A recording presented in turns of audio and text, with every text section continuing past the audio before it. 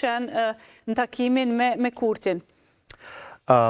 Për dallim prej zotit Alia i cili në fillim tha që Hendeku është thëllu për shkak gjuhës polarizuese, për cilën kemi diskutuar edhe në këtë studio, po është e vërtetë që ka qenë një gjuhë më e ashpër dhe gjatë fushatës, madje edhe mas fushatës pak, sidomos natën kur u shpallën edhe zgjedhjet, por kemi pas histori të gjuhës së tillë edhe në zgjedhje tjera dhe janë kalu ato. Kështu që nuk besoj që është argumenti kryesor që zoti Abdi Gjiku me gjitha ato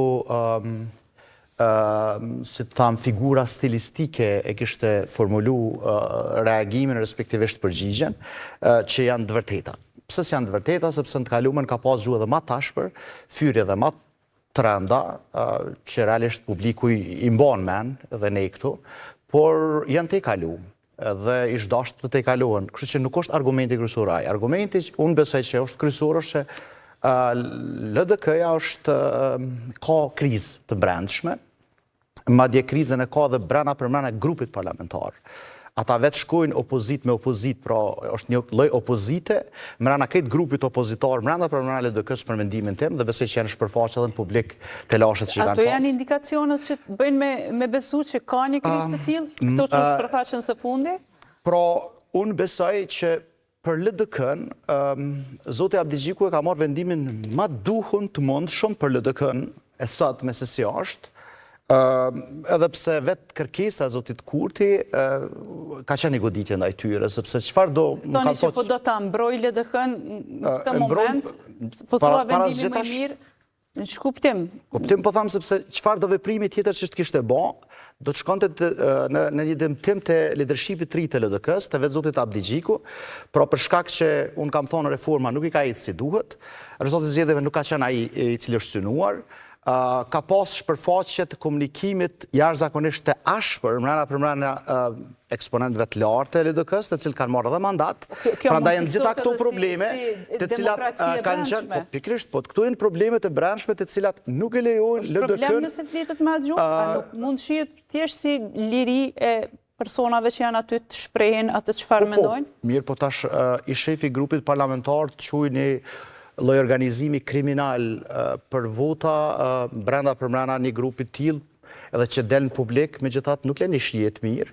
Pra unë mendoj të paktën kështu që janë këto probleme të cilat LDK-n e betonizon që duhet rrinë opozit, madje edhe mbrëmë kam thonë që me gjasë edhe po lutet LDK-ja sotme, që zoti Kurti ta marrë një qeveri me këtë konstelacionin e parë që kemi diskutu, me nismen dhe minoritetin jo serb, që do të ishte një qeveri e cila do të goditej me lehtë, pra që paknatësin brenda përmbrana LDK-s, ta orientoj drejt qeverisë, pra dhe sikur të amortizohet ajo dhe të provojnë të unifikojnë LDK-n. Pra, kjo është ai problemi i parë që në shoh, mirë po, dje ka dalë edhe një shpërfaqje tjetër që besoj që ja vlen më diskutu, që ishte një paragraf atu ka fundi që kjo është një mesazh edhe për të tjerët.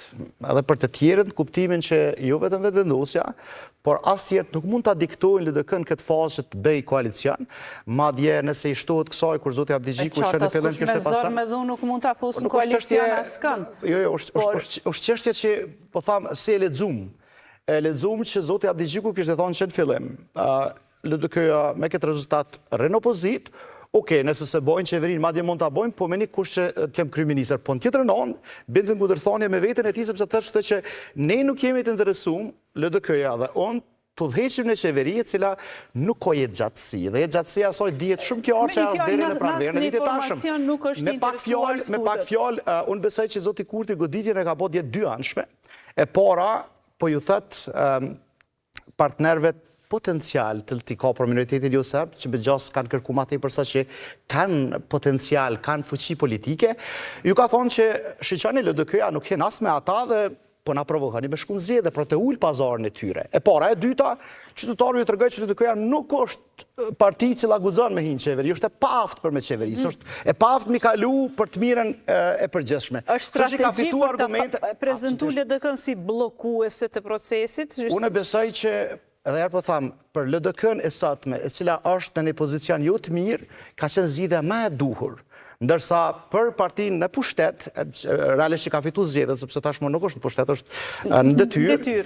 Është në detyrë, gjithashtu i ka dhënë argumente se armë shtesë që mund të provokojë edhe zgjedhjet e jashtëzakonshme.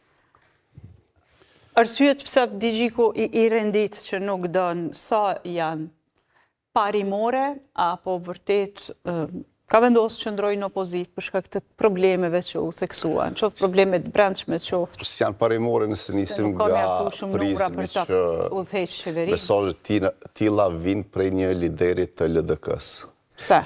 LDK-n e njohim e para si parti institucionaliste, jo blokuse, pak më heret na dëgjum një rëfim qysh zoti Rugova me njerë pas lufte përkundër që i kishte një shumic të konsolidume, vendosi për një qeveri të spektit gjanë, vetëm për shkakun që të ulleshin tensionet dhe unë besoj që tensionet edhe armiqësia e sotme, armiqësia po themi thojzar, mes vetë vendosis edhe LDK-s, nuk është as përse afërmi asaj armiqësisë që ka qenë mes LDK-s edhe PDK-s. Pra, nëse e marrim si mesazh, nëse e marrim si mesazh të një liderit të LDK-s, i bie që nuk ka kurfar themeli si mesazh. Po, çka po shohim është që kjo LDK-ja e re është një kopje keqe e vetë vendosis dhe kjo është gabimi më strategjik që sot leadershipi LDK-s është e bo, se po shkojnë pas vetë vendosis, pas strategjisë që pas diskusit të saj, në kuptimin, edhe me veprime tash, veprime në kuptimin blokuse, nëse thuti nuk bëm as me juve, po as me opozitën, zbëm pjesën një qeveri me opozitën në rast se nuk na jep një kryeministin, normalisht që kjo është pozicion blokus dhe kjo nuk ka qenë në natyren e LDK-s së përpashme. Unë mendoj që zoti Abigjiku me veprimet e tij është duke ja bo varrin LDK-s për arsye se pra, nuk besoni si Drenori që tha, po e bën më të mirën për LDK në këtë moment. Ky është opinioni jem. Duke qëndruar edhe një mandat në opozit, mund pësoj dëmtimet të tjera, ose qarjet brendshme, që kuptim ja? LDK-ja shkon drejt humnerës, në rast se kemi përpara se cilin prej dy opsioneve. Nëse kemi një qeveri të opozitës, e cila, si që dim, do tjetë gjatë, vetëm deri në dimër, me që atëherë vjen pyetje zgjedhja e presidentit dhe dështimi për ta zgjedhë na çon në zgjedhje të reja, dhe e dyta, nëse LDK-ja metet në opozit. Pse? E para, njerëzit kanë besu se rënja e LDK-s para 4 vjetë ka qenë aksidentale. Ka qenë një aksident i cili ka më u korektu në zgjedhjet e ardhshme, shkun 4 vjetë, edhe çka pom është ndrimi i leadershipit të LDK-s. Ngritje lehtë. Edhe e pom këtë ngritje shumë të lehtë. Ideja... Po, a di që është ideja, nëse ti humb gjithçka edhe mbrin 3%, nuk është që tash jetë trefishu prej asaj që ke qenë paraprakisht. Modja do duhet të bëj me atë ku ke qenë edhe ku je sot. Krahasuar me rënjen e madhe, ngritja është kërkuntish. E dyta, spektaklin fushat. Njerëz kanë besu që LDK-ja është masovizu, edhe kur njerëz të kanë po atë imazh në ato takimet e LDK-s, me atë elektoratin që e ka bërë prej komunës në komunë, është kriju një farë bindje, një farë entuziazmi që LDK-ja është rritë dhe hajde tash të votojnë.